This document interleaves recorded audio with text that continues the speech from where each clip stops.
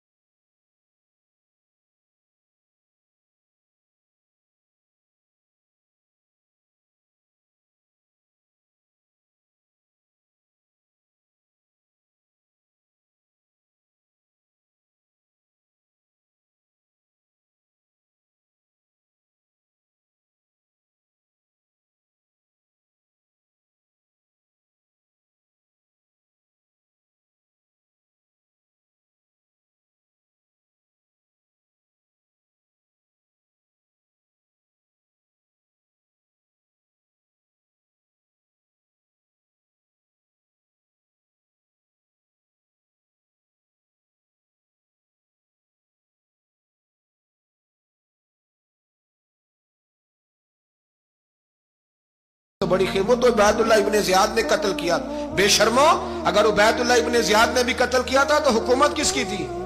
تو پھر یزید نے عبید اللہ ابن زیاد کو سزا کیوں نہیں دی، بلکہ ایک جگہ 2 گورنریاں دی اس کو، یہ حال کیا؟ بلکہ سنو کہ یزید چھڑیاں مار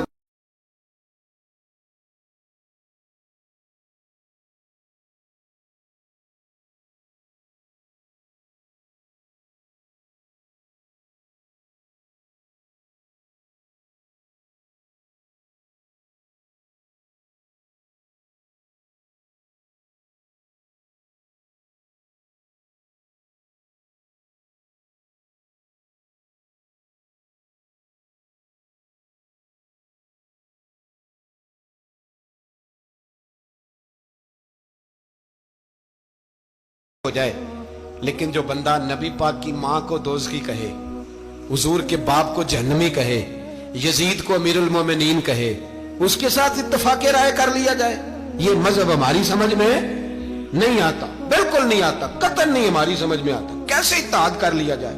یہاں تو میرے بھائی جو ہمارے ابا کا مخالف ہو، اس سے اتحاد نہیں ہوتا، اور جو نبی پاک کے والد کو دوزخی کہے اس سے اتحاد ہو جائے۔ کہتے ہیں جی وہ جی اتنی فرقہ واریت ہو گئی، ہم کس مسجد میں جائیں؟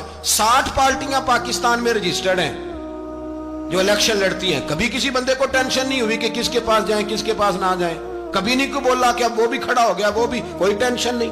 مذہب کی باری ٹینشن ہو جاتی ہے، اتنا بڑا مذہب ہوتا ہے بھائی، غلط بندے بھی آ جاتے ہیں بیچ میں، تھوڑا پہچان کے چلنا پڑتا ہے صحیح کون ہے اور غلط۔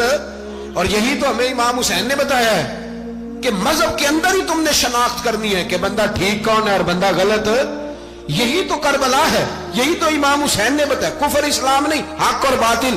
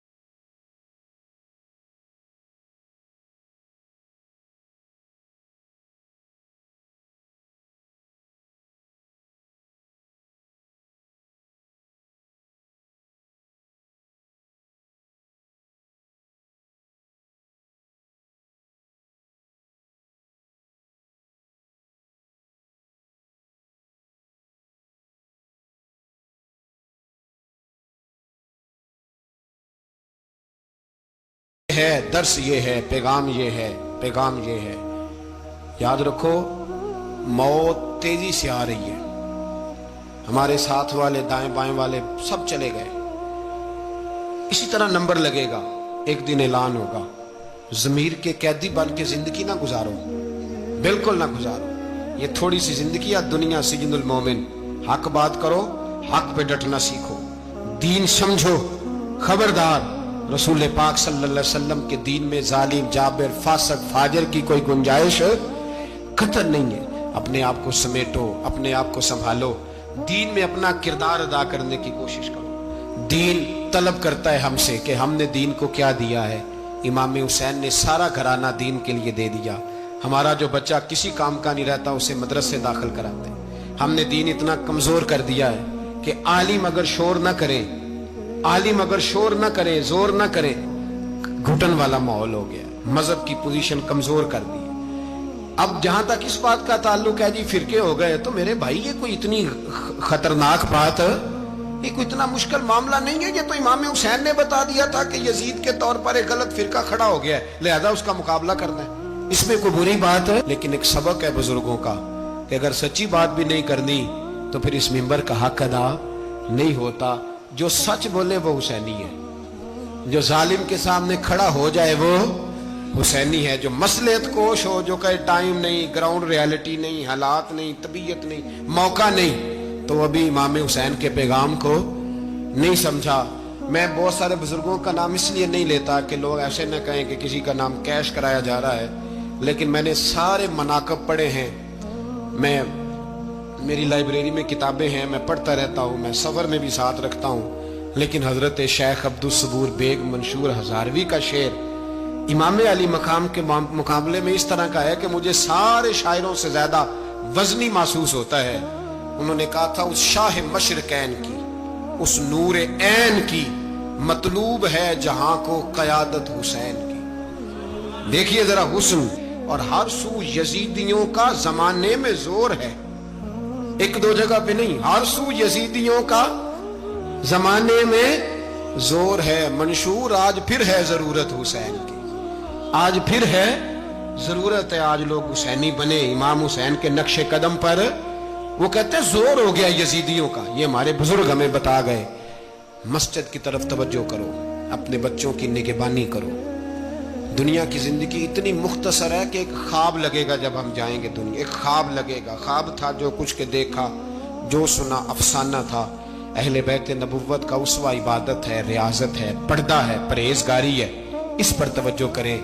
جن کی بچیاں سر نہیں ڈھانپتی وہ 10 محرم کو بے شک دیگ نہ پکایا کریں.